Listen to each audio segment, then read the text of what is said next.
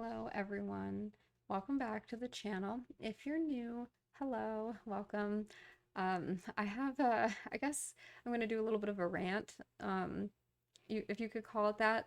Uh, so I apologize in advance, but there's a couple things I need to talk about. I have to do some updating on what's going on in the Whitmer case, and then I'm going to talk about my documentary. So first, to start off, the latest with the Whitmer case, as you guys know, 5 men were acquitted, 5 men were convicted, and those 5 guys are appealing their convictions. I had just received approval to visit Paul, and the next day, Paul got his first ever infraction, which is really interesting timing, isn't it? He's never gotten a write-up before. He's never had an incident report or infraction, whatever you call it. They claim that he violated a rule, and it's so stupid when you know what the situation is, where basically he had a cellmate that had been in there with him for a while. This was somebody that he trusted, because in these places, it's not like you can trust people easily, right? So that was the only person he felt like had his back, though, and that he felt he could trust.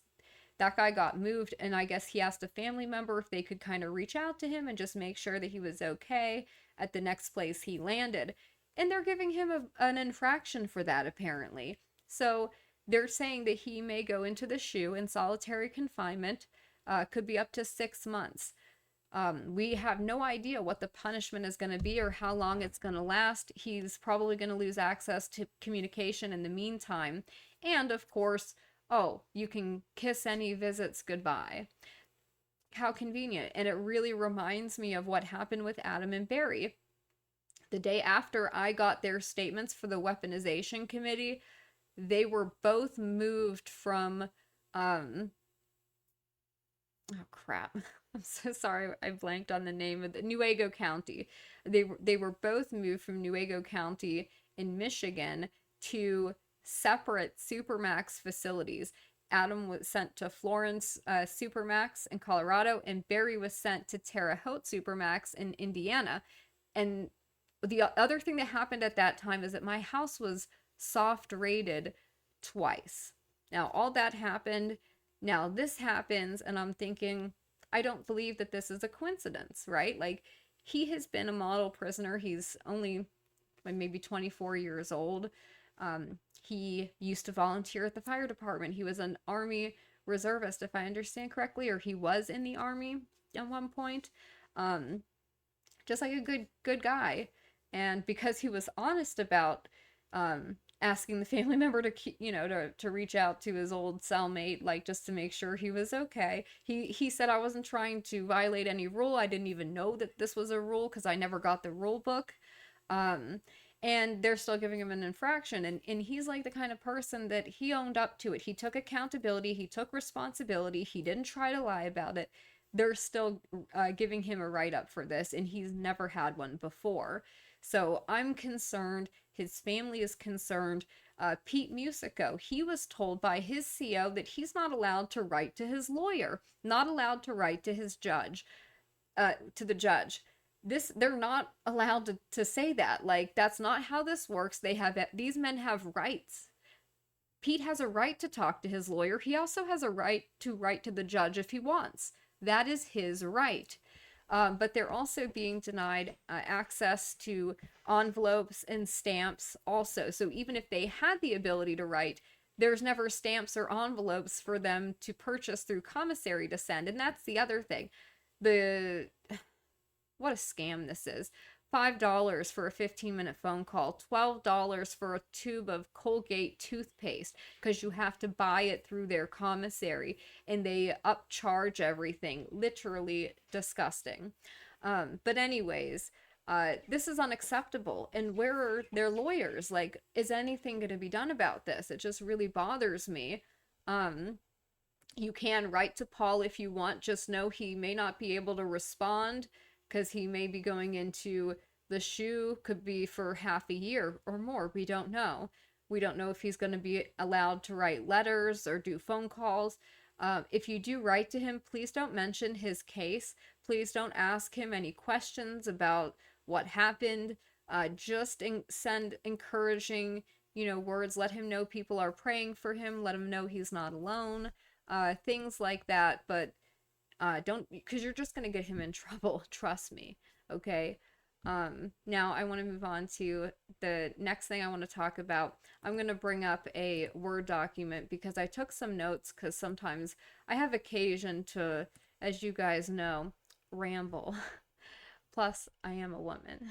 So I have a couple things I need to talk about, and I don't want to offend anybody, like, because I'm so grateful for everybody who supports the channel, that supports my work, that listens to the videos, that shares them, that is supporting the documentary. Like, that means so much to me, and I have felt so blessed by that support.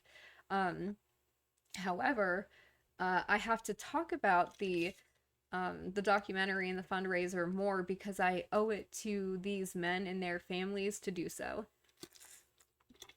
And what I mean is, so yeah, like, I I hardly bring it up on this channel. You'll notice if you go look at my videos and stuff, in every video I could be promoting my documentary and the fundraiser for it. But I haven't been doing that because I know everybody's going through a hard time, like financially right now, and struggling. But it occurred to me, and I didn't think about it until recently, that I'm doing these men a disservice by not promoting the documentary and the fundraiser. Like, this is time sensitive. We have 5 innocent men in prison, all right? And we're trying to get them out. Like, what we're doing is important, it's time sensitive, it's valuable. And there's a lot of people counting on me and counting on the project and getting it done. There's a lot of people waiting. There are people who took risks. There are some people who risked everything to participate in this documentary, and we are not valuing them, and we're not honoring them if I'm not talking about it, you know? And so, a couple things here. We are short on our fundraising goals. So, we've raised so far a little over $10,000. That has essentially paid for my traveling. I've had to travel across the country, 5 different states. I've had to go to Michigan more than one time. I've had to pay for Airbnbs. I've had to buy food for people. There's been lots of, so it's paid for basically that. But now I need to have the documentary edited, and I have to pay my editor. There are other things that go on in the kind of editing production phase of this that also are there's some expenses that are associated with that. So I still need to raise another $10,000 to complete the documentary. So far, I have avoided promoting this because I do understand that times are tough, and I've been so grateful for the amazing support that I've received. So those of you who have supported it, like, this isn't directed at you, and I'm very grateful for everything that you've done, and the support you've shown me, that you are showing me that you believe in me, you're willing to invest in me. That means a lot to me. And I know it means a lot to these families. There are many people going through incredibly difficult times now financially. I also understand that. I've been there. We've all been there. So this is not going to be directed at anybody that's in that situation either. Like, I understand it, and I've told people repeatedly, if you are not in the position to do so financially, please don't donate to the documentary. So this isn't directed at them, but there are people who that could support it. They just, for whatever reason, haven't, or they want to enjoy, shall we say, the fruits of the labor without contributing. And so this is for that. This is about that specifically. Like, I will just say, at a young age, I learned that to survive, I could only rely on myself. And I learned that the people that were supposed to be my caretakers, that were supposed to love me and protect me, that I was supposed to be able to trust to be there for me, weren't going to be there for me. They would let me down, or wouldn't show up for me when I needed them, or wouldn't show up at all, or actually literally tried to get rid of me when I was still a child. So you learn that like you have to do everything yourself. You can only rely on yourself. But that's a problem because eventually there's going to be something you can't do. Like not no one person can do everything. There's going to be something you can't do, and at a certain point you're going to have to rely on somebody else. You know, it's all part of like growing up. I know that and I've learned that, but it was a hard lesson, and I still fall into that thinking of it's sort of like, oh, if you want something done right, do it yourself. I get into that thinking of like, you know, I have to do everything on my own. Like, and that's not true. It isn't true. Um, I also know by not promoting the fundraiser more and the documentary, I'm basically devaluing myself, my time, my energy, my intelligence, my skills, my work, my passion. And I'm basically saying I don't think that I, me, and my film are not worthy of being invested in. Despite the fact that I've already done the work. I've cut an amazing trailer thanks to the help of my wonderful editor. I've shown people, we have shown people that we can deliver quality. So, um, you know, and I've shown people that if they invest in the project, like they're going to get value in return for that investment. And so I think that the other thing is that I have allowed myself to be taken advantage of many times. And if you've watched my videos about narcissism or talking about my family, you'll know exactly what I'm talking about. So I'm not, you know, I'm not going to allow that anymore. Like, I don't allow it anymore. I don't tolerate that anymore. I used to, but I don't anymore. But one of the things I do still do is go into the people pleasing and being too nice, you know, because you want to avoid conflict with people. And so you just say, "Oh, don't worry, I'll do it. Oh, don't worry. If we can't meet the fundraising goals, I'll just pay for it. I'll just come up with the money on my own." Like me doing that isn't helpful. Like I've realized this is part of like that that people pleasing, and it is not a good thing. In any other place, like if you use a service or if you enjoy someone's labor, you pay them for that, and everybody understands this. Like I don't get to walk into a very fancy high-end restaurant, order a 5-course 5-star meal, and then when the bill comes put down $5 or nothing at all and say, I know you understand though because times are tough right now. And it's like, well, okay, but then why did you come in here and order this? You know, and you wanted like my labor, and then you're giving nothing in return and just saying, oh, I know you understand, you'll figure it out. Like that's insulting, and that isn't how it works in the real world. In the real world, people get paid for their work. That's just how it is. If you don't pay your cell phone bill, they cut your service, right? So you pay for that service that you use. And that's understandable in every other setting. If I was working in an office still, I'd be getting paid a salary. They would be giving me value in exchange for my work, value in exchange for value. Instead of just expecting me to just provide it for them in exchange for nothing except a pat on the back, or, you know, being told, good job, you know, oh, you know, it's like, what? Like my time is valuable. It is worth more than money at this point because I don't think money has value. Number one, money comes and goes. Time though, you can never get back. Like I'll never be this age again, or my my daughter will never be the age she's at again. And when I have to go travel, I have to take time away from her. Like that's time I don't get back. Yes, that time is more precious to me and it is more valuable to me than money, if that makes sense. Um, I am missing out on that time and I can never get it back. That's a sacrifice that I am making in order to do the project because I believe in it. Um, you know, I think that if you accept less than what you're worth, you are devaluing yourself, but you're also devaluing the person who wants to cut you short and wants to, give you less than what the work is worth, or the value that you provided. Like, you're not helping them by accepting the bare minimum from them either, and giving somebody something for free. Like, you don't help them. You're if somebody wants you to sell yourself short, and they want you to have less than what you deserve for your time, your energy, your services, is that person, do they really care about you, I guess? If that makes sense.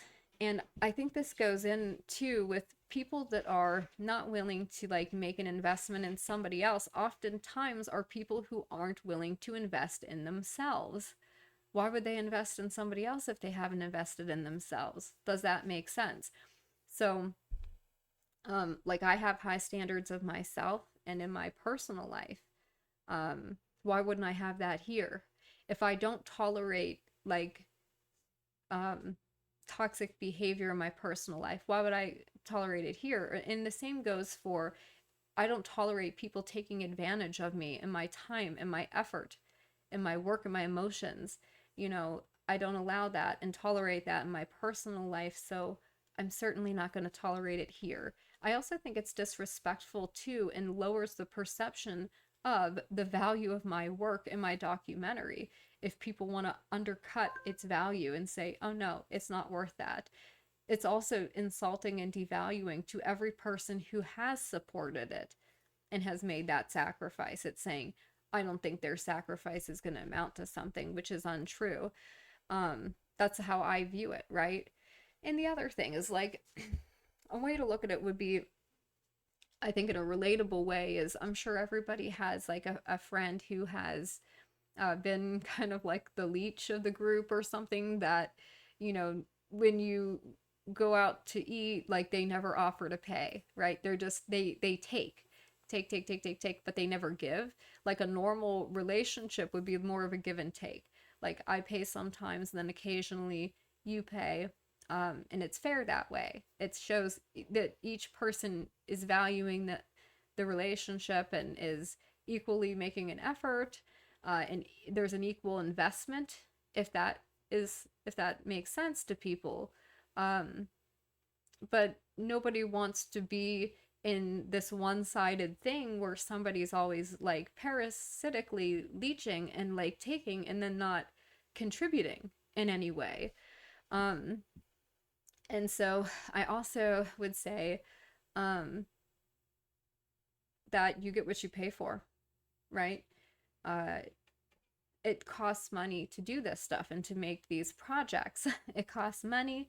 And if people aren't willing to invest in that, then we're not going to see high quality stuff on our side of the aisle, high quality documentaries on stuff like this. Because people like me that would be making these documentaries are going to learn I can't rely on people to fund it.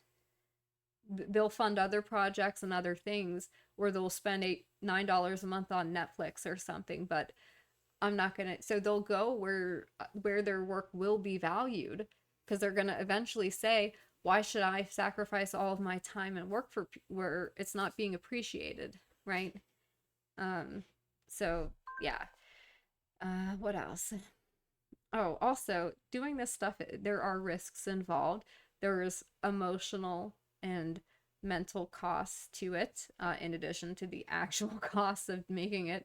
Um, the other thing is when you accept less from somebody, you are robbing them of the opportunity to actually rise to the occasion and to show up for you in the way that you want them to. And so I think that this is where we get to like the issues I have, which is I have problems asking for help, and I know that. And I'm working on it. Like, that's what this video is. Part of that is trying to work on that. Like, I know that you can't expect people to read your mind or to know what you like. You can't expect people to be able to anticipate what you need and when you need it. You have to be able to tell them and articulate to people, this is what I need, this is what I need it for, this is when I need it by. And I have not been good at that because it's always been so uncomfortable for me to ask for help in any way. um so it's just a struggle. If you know, you know. And so I am saying, like, I recognize I need to get better in communicating to you all what I need from you to be able to complete this and get it done. Um, the other thing is, there are some things that are priceless. And I see there are people who will pay $10 to stream a video on Transformers, right? Or on a non woke version of Snow White. And while I think that those projects are good, and I mean, no disrespect to them, it's simply, I don't know okay, so like the Snow White thing. Nobody asked for Disney to make like the woke Snow White, but I don't know how many people asked for like the conservative alternative. And the company that is making that, this big conning company, how much money are they spending on that and investing into that, when I think that that money would be better spent, I don't know, maybe helping these five innocent men get out of prison. That's just me though. I think that a project like this would make a bigger impact long term, right? Than like, oh, we made the non woke version of Snow White. Like, okay, 20 years, are people going to still be talking about that film? I don't think so. And so that's what I mean. There are people out there who will pay to support something like that, but won't support my documentary and my work. And so, yeah, I just felt like I needed to go on a rant about this because sometimes, you got to give people tough love. And, even if it's like uncomfortable for me, I owe it to these guys and their families and the people that are counting on me and waiting on me to get this done as fast as possible. And I have told people, oh, don't worry, I'll do it myself. I'll pay for it myself. If we can't fundraise the last $10,000, I'll pay for it out of pocket. I could do that, but then it could be another year before this gets done, and it has to be done much sooner than that. It is time sensitive. So I'd be doing a disservice by saying, oh, don't worry, I'll do it all myself. No, I need people to help. And so if you can, if you are able to, please do not feel obligated and don't feel like this was directed at you. Like I said, it is not for anybody that has supported the documentary. It is not aimed at anybody that is going through a difficult time. I understand that, and I'm understanding. This is for people who could donate and just choose not to, but expect to be able to watch it. And there are, let's just be real, there are people who are like this and consistently enjoy the fruits of others' labors without contributing. And they basically are leeching off of everybody who has contributed to it. And that's not right. Um, so if you would like to support the documentary, you can do so at kandkfilm.com/donate. This is what will come up. If you want to donate anonymously, you can do so. I've had people complain or say something like, oh, I would donate, but I don't want to get on an FBI watch list or something like that. And their Give, Send, Go has ways to donate anonymously, as far as I understand, number one. Number two, if you're not like, you're probably already on a list though, like, you know what I'm saying. Number three, like, I just think that that's a cowardly thing to say. But anyways, I understand the comment though. But you can donate anonymously. But the other thing is, if you want your name, if you do donate with your name, I want to credit the people who supported this. I want their names in the credits. So if you donate with your name, I want to be able to credit you for supporting the documentary. I want your name in the credits. And I'd like to do that for people. So yes. You can support the documentary if you would like. I would appreciate it. I know all of these families would too. The quicker we get this done, the better. And as soon as I raise that last $10,000 so I can pay my editor, I will be able to get it done and complete and delivered to people. I have people asking me all the time, when's it going to be done? When's it going to be done? Like, people just assume that this stuff is easy. And I think that that's like the thing that frustrated me so much, is people commenting like, when is it going to be done? Da, da, da, da, da. And it's like, well, it'll be done when it's done, but I could get it done a lot faster, like if people help me reach my fundraising goals. I have to be able to pay my editor before it can be done. That's just a thing that is unavoidable. So the sooner that happens, the sooner it can be completed. Like, that makes sense. That's it. But yeah, there are people I think who just don't understand what goes into making something like this and how much work really goes into it and what is all involved in that. And so I just want people to be aware of stuff like that. But I guess that's it for now. Bye. Whee!